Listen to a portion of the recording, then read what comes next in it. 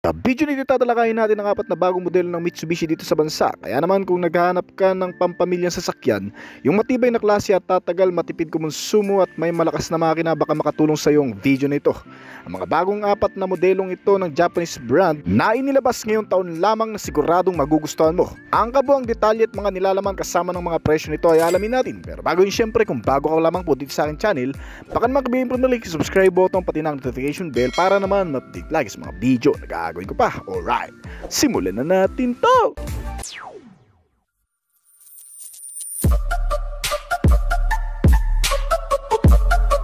Ang Mitsubishi X-Force 2024 model. Noong nakaraang buwan lang ay sunod-sunod nang inilabas ng Mitsubishi Motor Philippines ang kanilang mga bagong sasakyan dito sa bansa. Kabilang ang bagong pampamilyang SUV na may 5-seating ang capacity, ang Mitsubishi X-Force 2024 model. Para itong future car na may out-of-space na itsura at isang electric vehicle. Pero hindi mga kaibigan, dahil isa pa rin itong sasakyan na gumagamit ng fuel. Bagay na bagay ang pangalan nito na X-Force na nagsisimula sa letter X na nagre-represent sa mga katangian na nilalaman nito. Gaya ng pagkakaroon ng extra performance, extraordinary design, eksakto para sa lahat ng iyong lakad at expert para sa on and off-road ride. Ang modelong ito ay isang compact crossover SUV ng brand na mas madaling gamitin kesa sa malalaking klase. Meron itong maluwang na interior space na magbibigay ng komportableng pagsakay at komportableng biyahe. Pagdating sa labas na itsura nito, makikita ang kakaibang disenyo ng ilaw nito. Naka T-shape na LED headlamp na may mga kasamang LED type na daytime running light. Pati na sa lower portion ng bumper ay nilagyan din ng extra lighting. Mas kitang-kita ang itsura nito kahit pa sa madidilim na kondisyon at mas maliwanag na rin. At isang black painted honeycomb design bumper grille na napaka-futuristic at napaka-unique na rin. Kaya nakakabilib talaga kasi kung ito ang gagamitin mo ngayon sa kalsada ng Pilipinas ay siguradong pagtitinginan ka ng marami niyan. At pagdating sa side profile, medyo simple lang ang pormahan nito na parang ordinaryong sasakyan lamang. May mga kasamang color matte black na fender arc garnish sa harap at likod at side skirt na parang sa expander cross. Karugtong ito ng rear bumper tailgate na mas nagpapaganda palalo sa buong disenyo ng modelong ito. At isa pa, built-in na rin sa modelong ito ang shark fin antenna sa roof panel at isang rear spoiler na nagpapaganda ng aerodynamic nito. Ang taillight nito ay naka T-shape design din na naka full LED type na rin na may kasamang lower bumper reflector, pangkaragdagang visibility nito lalo na sa mga kasunod natin sa kalsada. Meron itong malalaking klase ng sukat ng alloy wheel mags at mga gulong na bagay talagang gamitin lalo na sa mga rough road. Mayroon itong sukat na 225 by 50 R18 at ang ground clearance nitong modelo ay 19.3 cm. Mataas-taas talaga kaibigan, kahit pa sa matutubig ay siguradong mapapakinabangan. Meron itong 5 pintuan mula sa harap at likod at isang tailgate na automatic lift o kusang tumataas once na itinaas mo rin ang paa mo sa bandang puwetan nito. Mas madali ang access lalo na kung may mga karga kang gamit na ilalagay sa loob. Dahil hindi mo na kailangan pang ibaba ito para buksan ang tailgate. Itataas mo na lamang ang paa mo at magbubukas na. Medyo malawak din ang rear compartment base nito o rear storage space na kung saan pwede kang magkarga dito ng hanggang sa 400 liters. O yung malalaking maleta. Kayang-kaya dito ang 4 na container ng tubig o 2 cooler. Pagdating sa interior base, mararanasan ng komportabling pagsakay sa napakaluwag na kapasidad nito. Meron lamang itong 5 seating capacity at naglalaman ng mga moderno at kumpletong amenity. Adjustable at foldable na rin ang mga upuan nito na nakatela lang ang cover. Bukod sa napakagandang arrangement ng seats, meron itong aircon system na may auto climate control system. Nilagyan din ito ng air quality control na naglilinis sa mga hangin na pumapasok sa loob nito. Kasama ang mga air ventilator na labasan ng hangin mula sa harap at likod. Kaya mabilis maipapakalat ang lamig sa loob nitong sasakyan. Bukod pa dyan, mapapakinabangan mo pa ito sa mahahabang biyahe. May sari-sarili na rin kasi itong mga bottle and cup holder sa bawat upuan. Merong accessories, power outlet at USB port na pwedeng pagsaksakan at pag-charge dyan ng mga gadget. May power windows sa front at may kasama ring rear reading lamp at trunk lid light. sa rear compartment space nito para makita pa rin ang mga kargamento sa likuran kahit sa madidilim na kondisyon kung may kukunin kang gamit. Meron din itong malaking monitor screen na may kasamang Apple CarPlay at Android Auto at the touchscreen na mas kukumpleto pa sa bawat biyahe mo. At ang isang highlight pa sa modelong ito ay ang pagkakaroon nito ng Yamaha brand audio sound system, mga speaker na naka-Yamaha rin. Talagang ginastusan at hindi tinipid ng brand para mas pumasa sa panlasa ng marami. Meron itong 5 speaker na nakakabit sa mga pintuan at isang voice control na mas magpapadali pa sa buong aktibidad sa loob nitong sasakyan. Ang instrument meter panel gauge ay nakadesign para mas madaling maunawaan ng kahit na sinong gagamit nitong sasakyan. Para na lamang kasi itong TV screen na lumalabas ang lahat ng mga notifikasyon at impormasyon tungkol sa pagpapagana nito. Kasama ang ilang mga indicators, engine check warning, milyahe, bilis, fuel gauge at marami pa. Meron din itong 4 na driving mode system na nakadepende rin sa mga kalsadang dadaanan mo. Gaya na lamang ng normal mode para sa city ride, wet mode naman para sa mga matutubig o basang kalsada, gravel naman para sa mababato, malulubak na klase, at mud mode sa oras na maidadaan mo naman ito sa mapuputik o kahit saang mga lupaing kalsada. Talagang napaka-futuristic na rin dahil kahit papano ay hindi ka mahirapang mag-adjust sa kung anumang klase ng kalsada ang dadaanan nito. Itong bagong Mitsubishi X-Force mga kaibigan ay inilabas sa 2 klase ng variant na pagpipilian. Ang pinakaunang variant nito ay GLS 1.5 two-wheel drive automatic transmission. Ang pangalawang variant ay ang GT 1.5G two-wheel drive CB automatic transmission. Ang inilagay na makina dito sa bagong X-Force mga kaibigan ay katulad lamang din ng sa Mitsubishi Expander na 4A91 natural aspirated petrol gasoline engine na may 1.5 liter na displacement capacity. Meron itong 4-cylinder, naka 16 valve at dual overhead camshaft sa makina. Kagaya ng iba pang mga brand competitor na Toyota Avanza, Toyota Vios, Suzuki Ertiga, Honda BRB at marami pang iba na naka 1.5 liter na rin.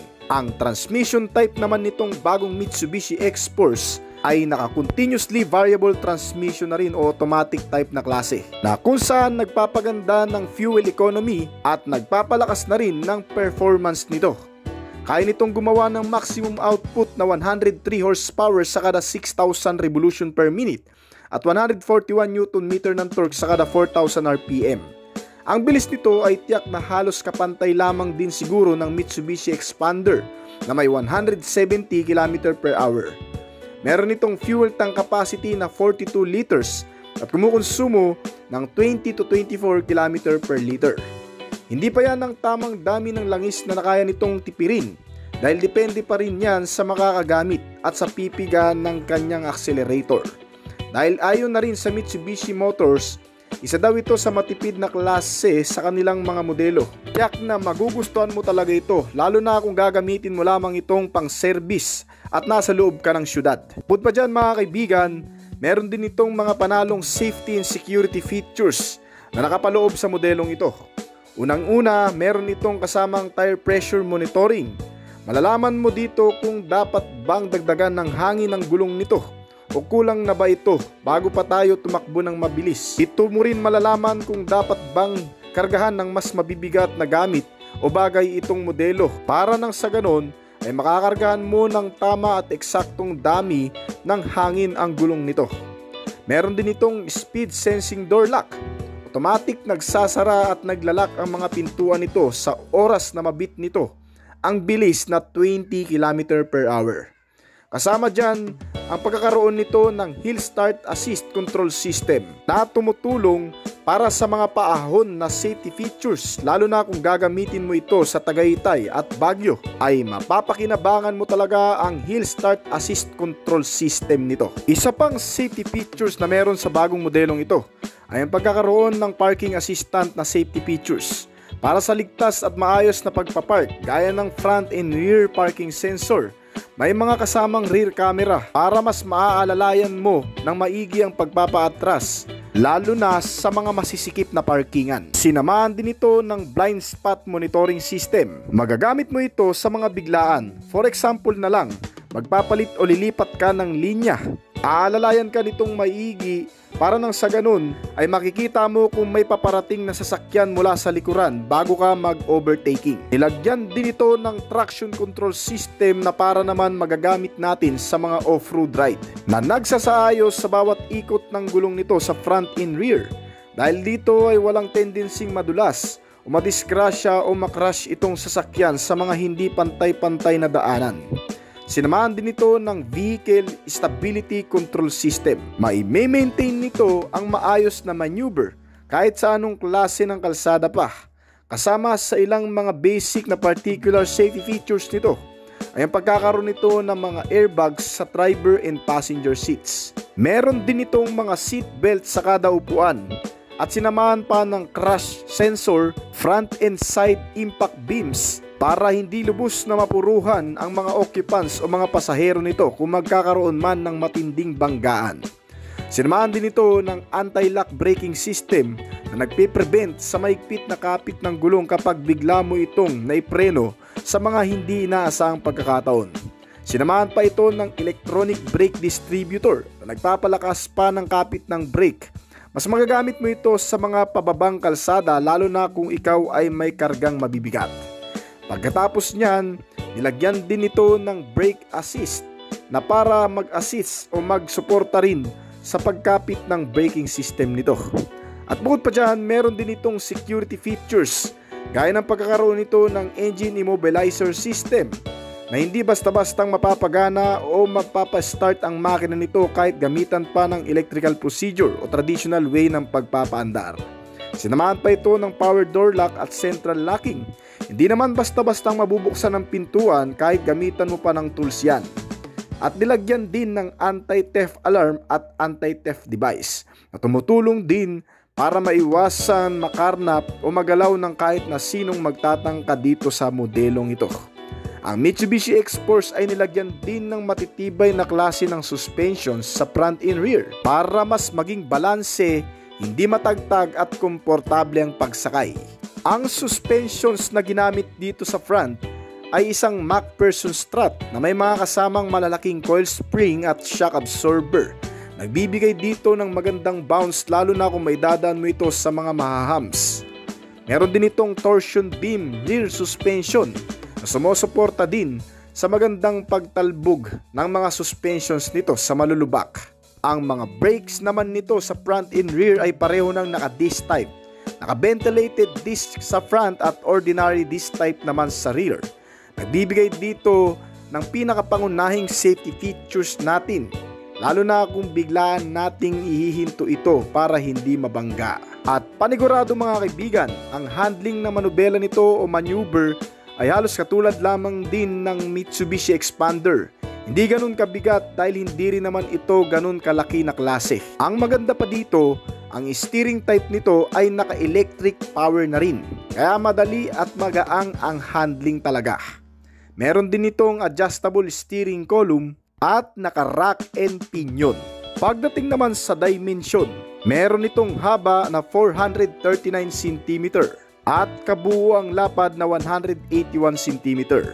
Ang taas nito ay nasa 166 cm. Kasing taas lamang ito ng Mitsubishi Expander, pero mas maikli ang haba nito sa Mitsubishi Expander. Meron itong bigat na 1,235 kg at ground clearance na 19.3 cm. Dito sa bansa ay kalalabas lamang ng Mitsubishi X-Force mga kaibigan.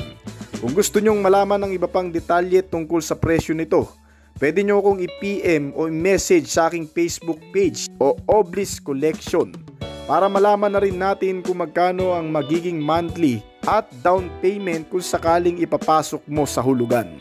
Ang kasalukuyang presyo nito mula sa pinakamababang variant na nagkakahalaga ng 1,367,000 pesos hanggang sa pinaka-top variant nito na may kabuuang presyo naman na 1,587,000 pesos. Noong nakarang taon ay kinilala bilang isa sa pinakamabiling mid-size SUV car dito sa bansa ang Montero Sport. Isa sa mga nangungunang sasakyan sa taunang listahan ng pinakamabentang kotse dito sa bansa na nagdadala ng pagiging praktikal na klase, napakasulit ng quality assurance, fuel efficient at high perform.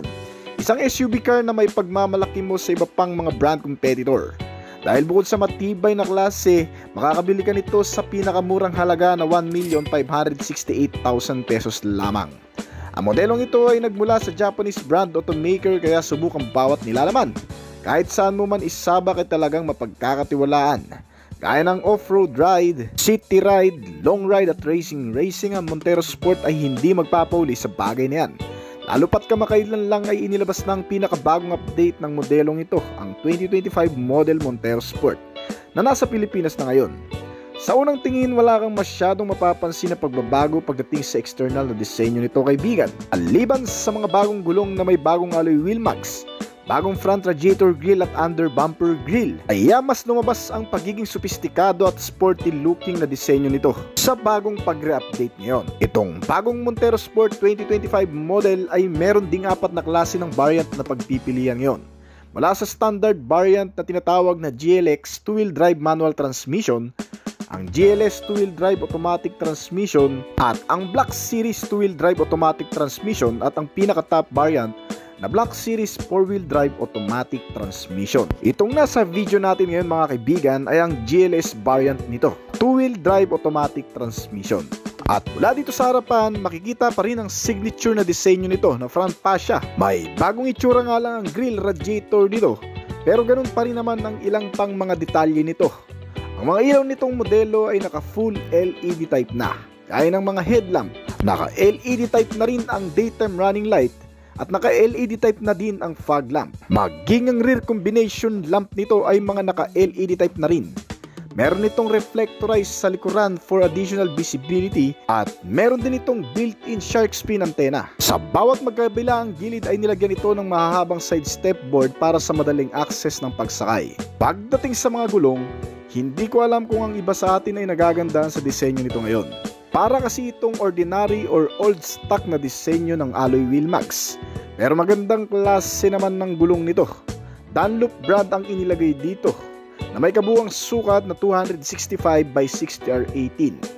Kitang-kita rin sa ilalim nito ang malaking front brake disc nito na naka-ventilated disc type. Ang ventilated disc type na klase ng brake ay malakas ang kapit. Malaki ang may tutulong nito lalo na sa mga emergency braking. Samantalang ang rear brake naman nito ay naka-ordinary disc type lamang na klase. Dating naman sa suspensions, malalaking coil spring with shock absorber, naka-double wishbone na klase ng suspensions ang inilagay dito sa front. Habang ang rear suspensions nito ay naka-multi-link suspensions with coil spring at stabilizer bar. Yan naman isa sa magandang bagay dito sa Montero Sport ay napaka-durable gamitin kahit saan man klase ng kalsada, pa-off-road man o yung malulubak. At pagdating naman sa makina, itong Mitsubishi Montero Sport 2025 model ay nilagyan ng 2.4 liter diesel engine with Maybach. Ang Maybach sa engine na inilagay ng brand sa modelong ito ay nakatutulong para mabawasan ang dami ng gasolinang nakukonsumo nito sa bawat pag-andar. Meron din itong turbocharge sa makina na nagpapalakas naman ang arangkada nito. Kaya kahit naka 2.4 liter lang ang makina nito na mas mababa sa ilang mga brand competitor, ay kahit papano ay may kalakasan na rin ang arangkada nito. Mas lumalakas palalo ang hatak. Kaya naman pagdating sa actual na performance, ang Montero Sport ay marami nang napatunayan sa kahit anong biyahe man. Naka 4-cylinder 16-valve dual overhead camshaft at naka Euro 4 compliance na rin. Kaya hindi lang matipid, malakas, ito rin ay eco-friendly.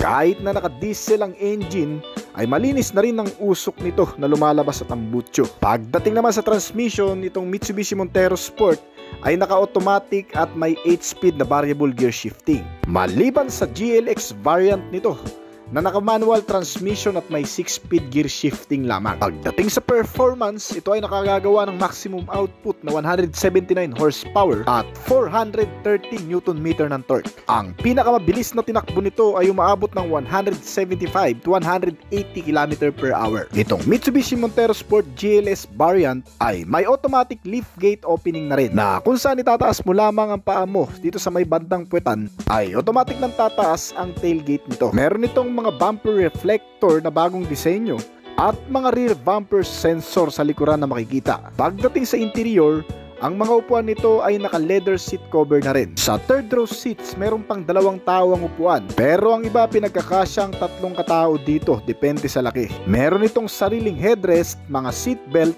di-adjustable at foldable na rin. At sa second row seats, meron naman itong hanggang sa 3 tao ang capacity at may center armrest na rin dito. Meron din itong kasamang mga seat belt para sa safety at nilagyan na rin ito ng mga outlet para sa USB port at sa saksakan ng charger. Napaka-convenient nito kasi hindi nyo na kailangan pang mag-unahan para makapag-charge ng gadget. At dito sa second row seats, medyo maluwag ang legroom compartment kaya napaka-komportable. Kung talagang pipilitin ay kayang-kayang upuan ito ng hanggang sa 4 na tao. Meron itong center console pocket na kung saan pwede ka ring maglagay ng ibang gamit. May kasamang divider para sa maliliit na gamit at sa ilalim ang medyo maluwag pang storage space nito na base sa estimate ko ay may sukat na 9 to 10 liters. Meron itong kasamang 2 bottle and cup holder, maliit na kwadradong bulsa na pwedeng gawing coin purse at meron din itong mga side pocket na makikita sa bawat pintuan na pwede ring paglagyan ng iba pang gamit. At pagdating sa driver seats, meron itong 2 komportableng upuan na may seat height adjustable at foldable. Napaka-accessible ng manubela nito at napakaraming switch control para sa mga audio, sounds, music player, phone connectivity, voice command at marami pang iba. Bagong-bago na rin ang disenyo nito. Naka-power steering, adjustable ang steering column at naka-tilt and telescopic. Nakakonekta ito sa steering gear type na rack and pinion, kaya mas mamimaintain ang magandang control ng maneuver kahit pa biglang may daan sa malulubak ay hindi basta-bastang magwiwiggle. Maraming mga control switch pa ang makikita sa bawat gilid nito. At narito na rin sa kabila ang push start button nito, nakatabi lamang ng side mirror switch. Power window na rin itong Montero Sport sa front and rear at may kasamang instrument meter panel gauge na combination ng analog at digital display sa may center. Bukod pa dyan, I think may kasama na rin itong wireless charging pad na kung saan ilalagay mo na lamang ang gadget mo dito at magcha-charge na.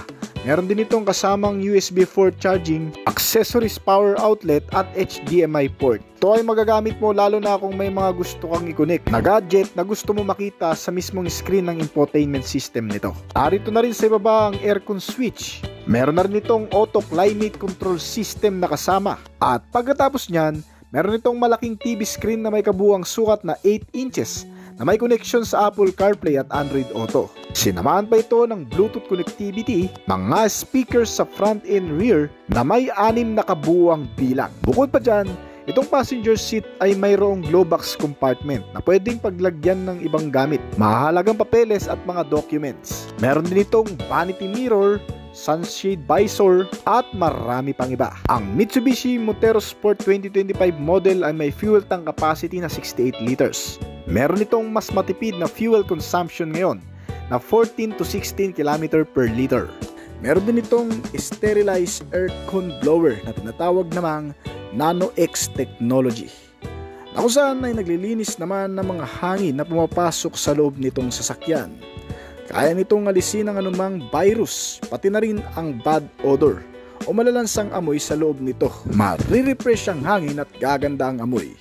Bukod pa dyan ang ilan pang mga safety features na idinagdag din sa bagong modelong ito, ay siguradong magugustuhan mo din dahil pinalawak ang pangkaligtasan at pangsiguridad nito.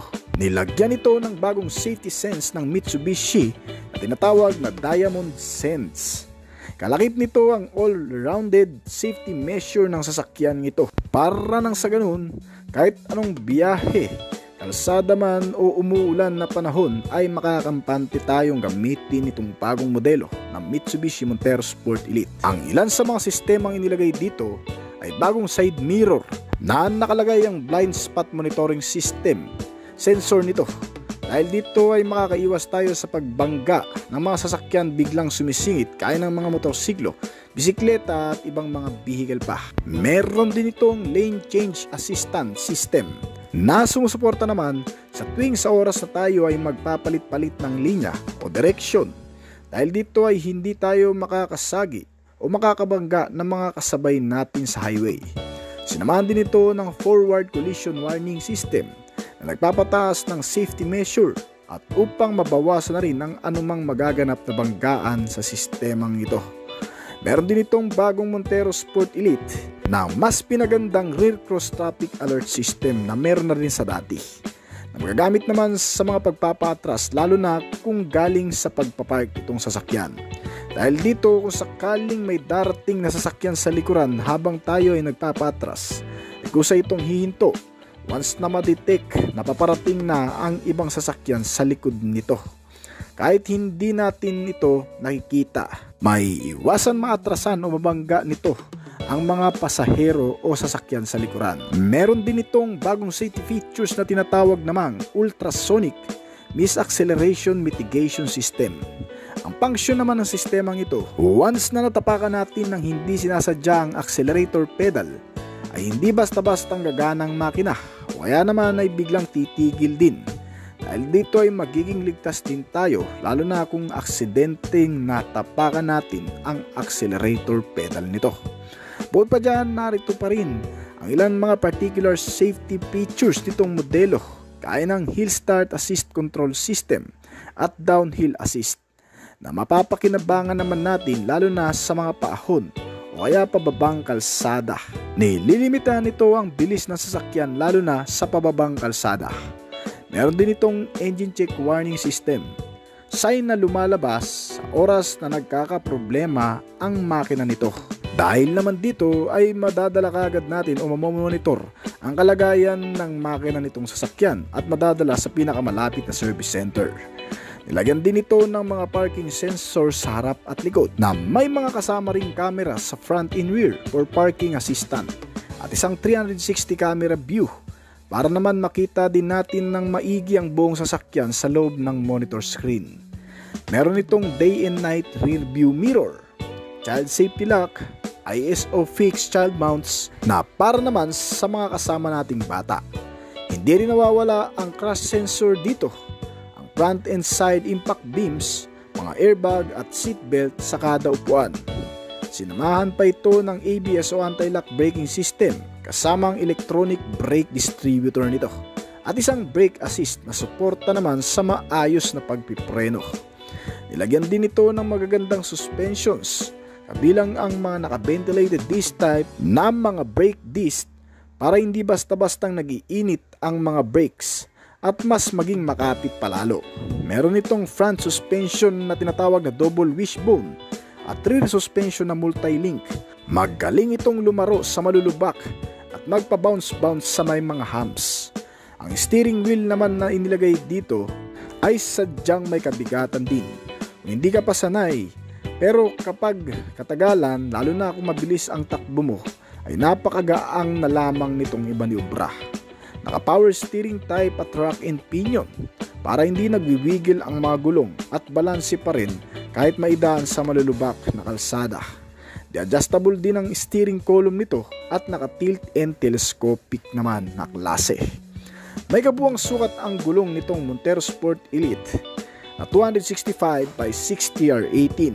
Pwedeng palakihan ng hanggang sa R20 kung tutusin. Tubeless at alloy mags na rin ito. Meron din itong infotainment system na mas pinalaki ng kaunti.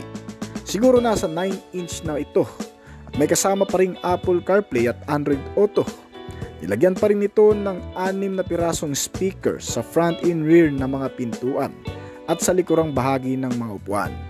May kasamang FM and AM radio, navigation, USB and auxiliary input. The touchscreen ang monitor nito at may voice control system na rin. Maganda ang audio sounds dahil sa napaka-premium na mga speaker nito. May mga USB din ito for charging ng mga cellphone na nalobat na at may kasama na ring Bluetooth connectivity sa access. Ang bagong Mitsubishi Montero Sport Elite 2024 model ay nilagyan din ng mga security features para maiwasan ang pangamba sa mga magtatangka dito, lalo na kapag wala tayong sariling parkingan o magandang parkingan sa bahay o hindi naman safe sa parking. Meron itong central locking, power door lock, engine immobilizer system at may kasama ring anti-theft device system at anti-theft alarm.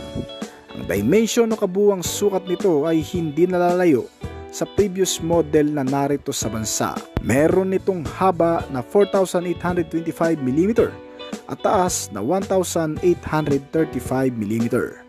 May lapad din ito na 1,815mm at bigat na 2,710kg. Ang ground clearance size nito ay nasa 218mm. May 5 pintuan at 7 upuan.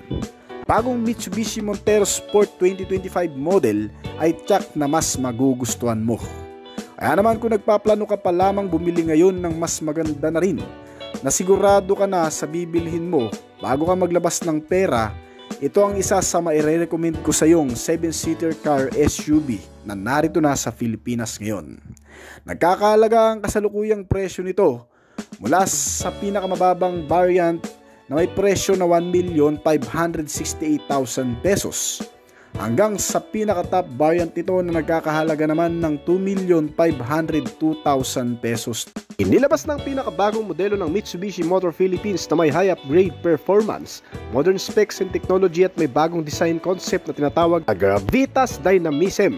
Ang Mitsubishi DST 2025 model ay isang full compact adventure type SUV na pangkaragdagang modelo ng brand sa lineup nito dito sa bansa, na pinapangunahan ng Montero Sport midsize SUV, X-Force 3 compact SUV, Expander at Expander Cross crossover MPVs. Ang bagong DST SUV ay naglalaman ng mga makabagong kagamitan mula sa loob at labas. Kitang-kita naman natin mga kaibigan, ibang-iba na talaga ang itsura nito sa karamihan. Pero kung ikukumpara sa bagong modelo lang din ng brand dito sa bansa na Mitsubishi X-Force, ay halos kamukha lang din naman ang datingan. Ang mga ilaw nitong DST ay fully compact LED type na naklase mula sa harap at likod. Ang buong hugis nito ay parang nakuha pa mula sa Montero Sport. Ang design, dynamic body figure, maging ang ilan pang aesthetically appeal nitong modelo gaya ng tindig, laki, angas, taas, lapad at haba nito ay parang Montero Sport nga. Maging ang front face design nito kung tutuusin na binago na nga lang pagdating sa ilang mga estilo. Meron itong front bumper design na tinatawag na Gravitas Dynamism design upang kilalanin bilang isang powerful na klase ng SUV type. Meron itong 3D LED type na mga line shape design daytime running light at dalawang line shape din na fog lamp sa ibaba. Kasama ang boomerang shape na headlamp at Y-shape rear combination lamp system na magbibigay dito ng mas magandang visibility sa madidilim. Binibigyang angas at arte ang kabuuang disenyo ng modelong ito, kabilang ang pagkakaroon nito ng rear quarter line LED. Meron din itong makakapal at malalaking sukat ng wheel and tires at siguradong pinatibay din ang mga suspensions nito mula sa harap at likod. Dahilan para maisakatuparan ng modelong ito ang sinasabing best adventurous SUV car ng brand na inilabas ngayong henerasyon. Dahil kung susuriin mga kaibigan, karamihan naman talaga sa mga modelong inilalabas ng brand, mostly yung mga ginagamit sa terrain, ay talagang napaka-reliable sa mga off-road trips adventure. Sapagkat hindi lang sa pinatibay na construction at fabrication, kundi maging sa mga materyales na ginamit nila dito para makapag-produce ng matibay na sasakyan. At hindi lamang yun, itong bagong modelo kasi ay nilagyan ng kakaibang metal sa chassis frame na tinatawag na monocoque chassis frame, na kung ikukumpara sa traditional chassis frame na ordinaryong baka lang ang ginagamit, itong monocoque kasi ay gumagamit ng materyales na pinagsamang casting metal sheet stamping na may kaunting aluminum type para ma-form ang kabuuang skeleton ng sasakyan bago patungan ng pinakapanlabas na metal panel shield nito. Kaya ang suporta nito ay talagang mas matitibay. Ngunit mas magaang naman kumpara sa mga ordinaryong metal ng ibang mga sasakyan. Itong monocoque ay hindi rin basta-bastang kinakalawang kahit mabasa man o mababad sa tubig, dahil ito rin ang kadalasang ginagamit sa paggawa ng barko.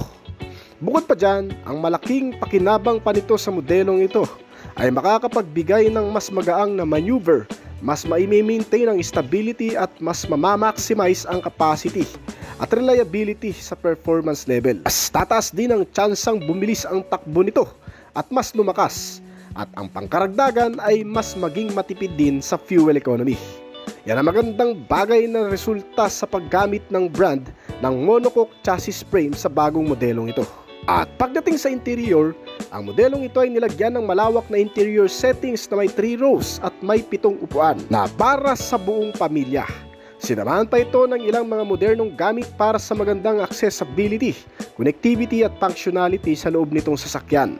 Magagandang klase ng upuan na I think ay naka-electronically power adjustable at foldable na rin. Mga naka-leather seat cover na may heat guard pa nakasama at napapalibutan ng buong trim lever ng fully brown wood trim para sa dagdag na elegant looking inter-base consignment. Mas may enjoy yung bawat biyahe panigurado sa dala nitong convenient at comfort features, kabilang ang pagkakaroon ng mas pinagandang air condition system, ambient lighting at may kasama pang panoramic sunroof. May enjoy mo talaga ang magandang sikat ng araw na tatama sa balat mo habang bumabaybay sa napakalayong biyahe. Isa pa, sinamahan pa ito ng magagandang access sa driver, kabilang ang pagkakaroon nito ng kakaibang multifunctional na steering wheel at isang malaking instrument meter panel gauge na naka-integrated na sa isang full LCD type display kasama ang touchscreen infotainment system nito. Nagpapakita ng malilinaw na sign gaya ng road condition at iba pang impormasyon na kinakailangan ng driver sa pagmamaneho. Bilang ang trip meter, mga sign at notifikasyon, at meron din itong 5 types driving mode system para mas ma-handle ng maayos ang anumang road condition. Kabilang ang wet mode para sa matutubig o binabahang kalsada. Meron itong tarmac mode para sa mabilisang pagdadrive sa mga palikulikong kalsada. At iba pang driving mode system na magagamit naman sa iba pang kondisyon, kabilang ang paahon na kalsada, mababato at sa mabilisang pagpapatakbo. Gamit ang normal, gravel at mud driving mode system nito, ay tiyak na dadalhin ka nito sa mas magandang klase ng maneuverability. At pagdating sa makina, ito ay may 4-wheel drive train transmission system at isang PHEV hybrid capability power engine. Hindi pa masyadong malinaw kung ano ang kabuuang detalye ng makina nito. Kung ito ba ay mas malakas kumpara sa Montero Sport at Triton o katulad lang din ng mga ito. Pero malinaw naman na siguro sa marami kung ano ang naitutulong ng hybrid engine sa isang sasakyan. Bukod sa may extra lakas na maipuproduce, ito rin ay may kakayahang mas tumipid sa fuel consumption. Bukod pa riyan, itong modelo ay meron ding modern technology features para sa safety and security. Kabilang ang pagkakaroon nito ng MI Pilot.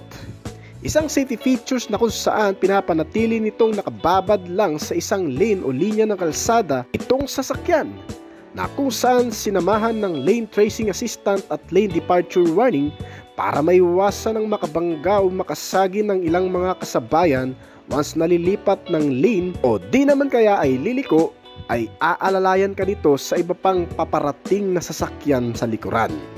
Nilagyan din ito ng SAWC, isang Integrated Vehicle Dynamic Control System na nag-e-execute ng AWC concept. Ang AWC concept ay all-wheel control system na kung saan makokontrol ang 4 na gulong nito sa pamamagitan ng 3-type control switch na pipiliin mo sa oras ng mga kinakailangang gamitin ang sistemang ito. At saan nga pa ginagamit madalas ang features na ito? Kundi sa off-road rides, mga pakurbada madudulas o sa mga biglaang preno at sa mabilis ang pagpapatakbo nito. Hindi pa natin masyadong mai-elaborate kung ano pa ang nagagawa ng sistemang ito. Pero kadalasan ay nagpapaganda talaga siya ng maneuver at nagpapanatili na rin ng magandang stability control system sa sasakyan. Ang iba pang feature nito pagdating sa security ay hindi muna natin masyadong babanggitin kasi limitado pa lamang naman talaga ang impormasyon na nakalap natin. Dahil ang modelong ito ay konsepto pa lamang, hindi pa malinaw kung ang lahat ng nabanggit natin bagay, detalye at nilalaman ay talagang ilalagay sa official model nito. Pero ganun pa man, ang magiging kabuuang halaga nito ay mukhang mas mamahal sa Montero Sport malamang. Siguro sa estimated price ay papalo ito mula sa 1.9 million hanggang sa 3 million. Not sure pa yan mga kaibigan, kaya kung gusto mo talagang malaman yan, mas maiging nakatuto kayo sa paglabas nito sa susunod na taon. Ang Mitsubishi Triton 2024 model mga kaibigan, kung papansinin natin ay parang kamukha lang din ng previous model na Mitsubishi Strada ang buong hugis laki ng body figure nito. Pero pagdating dito sa harapan, makikita mo ang malaki ngayong pagbabago sa modelong ito. Ito ay inspired sa modelo ng bagong Nissan Navara din kung papansinin. Well, yun naman talaga ang pinagtularan nito kasi ang Mitsubishi brand at Nissan sa mga hindi nakakalam ay partners company na ng mga sasakyan ngayon. Meron itong massive front grille design ngayon at mas pinanipis na clearance lamp at mas magandang projector LED headlamp na may kasama na ring daytime running light, high beam, low beam, mga turn signal lamp at mga nakahiwalay na fog lamp sa ibaba. Meron itong naka-seek lamp accent na chrome garnish sa magkabilaan, kaya ang angas nitong tingnan. Itong nasa video nga pala natin mga kaibigan ay ang Mitsubishi Triton na GLS variant 2-wheel drive automatic transmission. Bali, itong modelo kasi ay inilabas sa Philippine market na may 7 klaseng variant na pagpipilian. So, mabalik tayo sa forma nitong nasa video. Maganda ang pagka-color red nito. Bumagay sa color combination ng mga black finish at garnish chrome accent. Gaya ng malapad na mga side mirrors nito na mga naka-chrome cover na rin. Kasama ang mga naka-chrome handles na makikita sa bawat pintuan nito. Meron itong mulang harapan hanggang sa likurang bahagi ng pintuan na side-to-side stepboard para sa magandang access ng pagsakay at upang hindi ka mahirapan lalo na kung naka-heels ang sasakay dito. At ang malaking sukat ng mga gulong nito ay bumagay rin sa pormahan nitong modelo. Meron itong kabuuang sukat na 265 by 60 or 18. Tubeless tires na rin ito kaya less maintenance ka na dito. Pagdating sa mga suspensions, itong Mitsubishi Triton ay ginamitan sa front suspension ng independent wishbone na may kasamang shock absorber at malaking coil spring para sa magandang bouncing kung may dadaan ito sa malulubak na kalsada. Napakatibay tingnan at mukhang maaasahan lalo na sa pangmatagalan. Ang brakes naman na ginamit dito sa front ay naka-ventilated disc type. Ang maganda sa bagay na yan, kapag naka-ventilated disc kasi ay siguradong makapit lalo na sa mga emergency braking. Napakaganda ng style at design ng side profile nito. Napakataas tingnan at napakabrusko. At additional tip lang mga kaibigan, meron na pong nabibili sa kasa ng mga fender cladding accessories para sa Triton 2024 model. Yung ilalagay mo dito sa front fender at dito sa quarter fender nito. Pagdating sa rear portion, meron itong suspensions na tinatawag na lip spring at may mga nakakabit na shock absorbers. May matibay na differential at buong chassis frame na kahit sa anong klase o kondisyon ng kalsada ay siguradong kakayanin. Narito na rin sa ilalim ang spare tire nito. Ang maganda rito, original size ito ng tires at pareho lang din ng mags design ang nilagay dito. Medyo mahaba pa ang rear cabin space nito kung saan pwede mong kargahan ng malalaking gamit, appliances o kaya naman motorsiklo ay pwede mong pagkasyahin dito. May magandang klase itong design ngayon ng tail lamp. Kung sa dating modelo ay naka-teardrop design ang tail light nito, sa bagong modelo ngayon na Mitsubishi Triton, ito ay naka-T-shape design na at LED pa rin. Meron itong daytime running light, kasamang brake light, clearance lamp at mga turn signal lamps nito. Medyo na-elevate ang pormahan nito ngayon at mas naging matatag ang visibility nito. Lalo na sa madidilim kasi mas kitang-kita siya. At dito sa ibaba, ang rear bumper nito na may color silver at center stepboard panel. Meron itong built-in bed liner na rin nakasama upang mas maging makapit at hindi dudulas ang mga bagay na ilalagay mo dito at mas naging perfect siya para pagkargahan. Ito ang maganda sa mga pick-up truck gaya nito dahil may ganitong space for cargo talaga. Meron na rin itong Mitsubishi Triton 2024 model na built-in roll bar dito sa kanyang rear cabin space na kung saan galing mismo sa Mitsubishi at original made sa Thailand. Kaya naman hindi mo na rin kailangan magpakabit nito aftermarket kung itong variant ng Mitsubishi Triton GLS automatic transmission ang pipiliin mo. At i-check naman natin ang second row seat interior base nito. Kung papansinin mga kaibigan, Meron itong makakapal at malalapad na mga upuan. Hindi pa ito mga naka-leather cover pero mukhang matibay na rin naman ang fabric cotton na inilagay dito. Well, okay lang din naman kasi kahit papano, based na rin sa aking experience ay hindi naman mainit sa balat ang mga ganitong klase kung mabibilad man ito sa araw.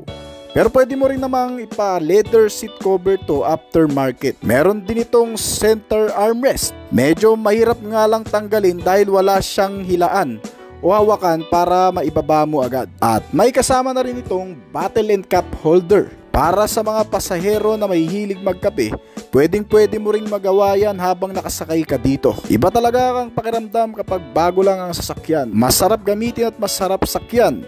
Fresh na fresh pang amoy at amoy bago talaga. Medyo hindi mahirap ang pagsakay dito dahil nga sa may built-in stepboard siya, kaya hindi ganun kahirap umakyat kahit hindi ka ganun katangkad. Pwede pa pala ang 3 o hanggang sa 4 na pasahero dito sa likuran. Lalo na kung hindi naman kayo ganun kalaki, ay kasyang-kasya rin talaga. Maraming access kahit papano, tulad na lamang nitong rear o center reading lamp. Pwede mong paganahin lalo na kung nadidiliman ka.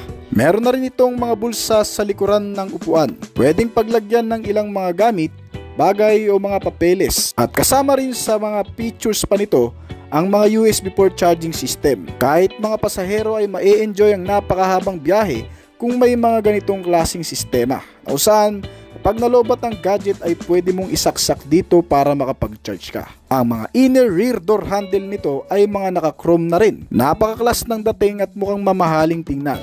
Meron din itong mga grip handle para kahit papano ay hindi nakakangalay habang nakahawak ka dito o kahit saan pa man. Meron din itong mga seat belt sa kada upuan na siyang mga pangunahing safety features nito. Para kahit papano, kung magkakaroon man ng matinding pagpipreno ay hindi ka basta-bastang tatalsik sa kinauupuan mo. At oo nga pala, ang rear brake nito ay ginamitan ng drum brake type na klase. Ay napakahabang dimension at napakalaking klase ng sasakyan. Ito yung mga tipo nakakabiliban sa kalsada dahil hindi basta-bastang didikitan na mga maliliit na kasabayan. At pagdating naman dito sa front seat interior base nito, mas maluwag ito ng kaunti sa second row seats para komportable at makakagalaw ng maayos ang magmamanage ng manubela nito. Ang driver seats nito ay 6 na beses mong pwedeng i-adjust sa magkakaibang posisyon. Meron itong seat lever sa parting kaliwa na kung saan dito mo mai-adjust ang posisyon ng upuan. Pwede mong pataasan, pwede mong pababaan. Nakadepende sa'yo kung saan ka mas magiging komportable. Kahit gaano ka siguro kalaki ay mapagkakasya mo ang sarili mo dito. Narito na rin ng power door lock o yung tinatawag na window master switch nito na kung saan may mga control sa mga bintana nito kasama ang control sa mga side mirror. At ang manubela nito ay multifunctional na rin. Narito na ang lahat ng control pati sa ibang mga switch function gaya ng sounds, ng infotainment, pati ng phone connectivity at iba pang mga sistema na makatutulong sa iyo para mas maging accessible ang pagdadrive. Ang steering type na ginamit dito ay hydraulic power. Ang hydraulic power steering type ay gumagamit ng pressurized hydraulic fluids para mas magaang ang pagpapaliko-liko o pagkabig ng manubela. Meron din itong steering gear type na rack and pinion para kapag naman nadaan tayo sa malulubak, hindi magwiwigil ang manubela nito o hindi maapektuhan ng pagkalubak sa daan. Ang steering column ay nakatilt and telescopic at adjustable din. Napakaganda ang analog type na combination ng TFT instrument meter panel gauge na kung saan nagbibigay ng readout sa driver. Dito lumalabas ang ilang mga impormasyon tungkol sa pagpapaandar nitong sasakyan. Gaya ng milyahe, bilis, konsumo. Narito rin ang fuel gauge nito at may digital clock na rin nakasama. At isa rin sa pinaka nagpapaganda sa interior nito ay ang pagkakaroon ng infotainment o libangan lalo na sa mahahabang biyahe. Nilagyan ito ng freestanding 9-inch infotainment system na touchscreen. May Apple CarPlay at Android Auto na rin. Kasama ang mga connectivity gaya ng Bluetooth, FM and AM radio, auxiliary input at may USB input na rin. Kasama ang iba pang mga accessories, power outlet, controls sa mga aircon system at iba pang gamit. Gaya ng climate control system na naka-dual zone. May heater na rin ito at naka-engine start and stop button na rin. Meron din itong wireless charging system na kung saan ilalapag mo na lamang dito ang cellphone mo at magcha-charge na. Napakaganda ng garnish ng shifting lever frame. Nakakapanginayang siguro kung magagasgasan nito. Meron din itong maliliit na bulsa at lagayan ng mga coins. May bottle and cup holder at itong center armrest sa front seat. Sa ilalim ay may center console pocket na rin. Lagayan ng iba pang mga gamit. Kasyang-kasyang isang tablet sa lalim nito na parang 10 cm siguro ang sukat. Ang passenger seat ay may 4 na way para mai-adjust ang posisyon. At dito sa harap ng passenger seats, makikita ang upper and lower glove box compartment nito. Pwede mong paglagyan ng iba pang mga gamit na pagkakasya dito. Napakaluwag na mga glove box compartment nito. I think marami ka talagang mailalagay na mga bagay dito. At ito nasa taas, makikita ang vanity mirror. May front dome light at meron pang secret pocket dito. At pagkatapos nyan, makikita sa ilalim kung paano buksan ang fuel lid nito. Nito lang naman yan, hihilaan mo lang ang lever at magbubukas ng fuel lid. Tara, tingnan natin. Itong Mitsubishi Triton ay may fuel tank capacity na 75 liters. Naka-diesel engine ito at napakatipid ding kumonsumo. Kaya nitong kumonsumo pagdating sa city ride ng hanggang sa 10 to 11 km per liter. Habang sa highway naman ay kaya nitong umubos ng 1 litro sa loob ng 14 to 16 kilometro. Sa ibaba ng lever ng fuel lid ay narito rin ang lever ng hood panel nito para mabuksan. Sa ilalim ng hood, makikita ang napakagandang set ng engine mechanism. Ang Mitsubishi Triton ay may makina na 2.4 liter diesel engine. Naka-inline 4-cylinder, 16 valve at dual overhead camshaft. May kasama na rin itong turbocharge. Sa mga hindi nakakalamang, turbocharge ang mas nagpapalakas palalo sa hatak nito. Mas makakatipid ka din sa gasolina at mas maraming RPM ang nagagawa. Meron itong transmission type na automatic at naka 6-speed na rin ang gear shifting. Gumagawa ito ng maximum output na 180 horsepower sa kada 3,500 RPM at maximum torque na 430 Nm sa kada 2,250 hanggang sa 2,500 revolution per minute. Ang bilis nitong modelo batay na rin sa mga nakagamit ay umaabot ng 170 to 180 km per hour. Bukod pa dyan, sinamahan din ito ng makabagong mga safety features gaya ng anti-lock braking system, brake assist at electronic brake distributor. Mga safety features na tumutulong sa brake para suportahan ng maayos na paggamit nito. Ang ABS na nag-a-unlock sa maigpit na kapit ng brake sa mga biglaang pagpipreno. Binibigyan ka ng sandaling pagkakataon para makaiwas sa mga mababang gamo. Sinamahan din ito ng traction control system at vehicle stability control system na magagamit mo lalo na kung sa mga off-road o malulubak na kalsada mo ito papaandarin. Dahil dito ay may babalanse ng maayos ang pagmamaneho at pagmamanage ng manubela. At itong bagong Mitsubishi Triton mga kaibigan ay hindi rin pinabayaan sa pagkakaroon ng advanced safety features na inilagay dito. Gaya na lamang ng tinatawag na bago ngayon, ang Trailer Stability Assist. Idinisenyo ito upang kontrolin ng bawat gulong ng sasakyan para maisaayos ang bawat pag-ikot nito. Kung halimbawa na lamang may daan natin sa madudulas na klase ng kalsada, yung tipong nagwiwigil sa pag-andar ng mga gulong o nawawala na sa maayos na pagmamaneho ang driver nito. Itong bagong sistema na tinatawag na Trailer Stability Assist ay ginawa para hindi magkaroon ng aksidente sa oras na nagkaroon ng mga ganong klaseng kondisyon. Meron din itong forward collision mitigation system. Itong bagong safety features din ng Mitsubishi na kung saan iniiwasan ng anumang pagkabangga lalo na kung may mga biglang nagpipreno na sasakyan sa unahan mo. O di naman kaya ay biglang may tumatawid na mga pedestrian. Ito ay nag-a-apply ng automatic braking sa oras na magkakaroon ng ganong klaseng senaryo sa kalsada. Meron din itong lane change assist system. Isang safety features din na sumusuporta sa pagpapalipat-lipat ng linya sa loob ng kalsada para maiwasang makabangga o makasagi ng mga kasabayan. At bukod pa dyan, sinamahan din ito ng auto high beam na kusang tumataas ang headlamp nito sa oras na kinakailangan. Halimbawa na lamang napakadilim na sa daan, ay automatic ding lalakas ang ilaw nito at automatic ding maglulow o bababa kung may mga makakasalubong kang sasakyan. Meron din itong speed sensing door lock. Usada mang naglalak ang mga pintuan nito sa oras na mabit nito ang 20 km/h na bilis. Meron itong rear cross traffic alert na susuporta naman sa pagpapaatras mo lalo na kung nasa parkingan ka. Para nang sa ganun, kapag may biglang mga dumarating na sasakyan sa likuran mo habang ikaw ay nagpapatras, ito ay mag-a-apply din ng brake para nang sa ganun ay hindi mo maatrasan ang mga biglang sumusulpot sa likuran. Sinamahan din ito ng blind spot monitoring na magagamit mo sa mga biglang pakurbada at sa mga sumisingit na sasakyan. Meron din itong hill start assist control na para naman sa mga paakyat na kalsada o mabubundok na klase ng lugar.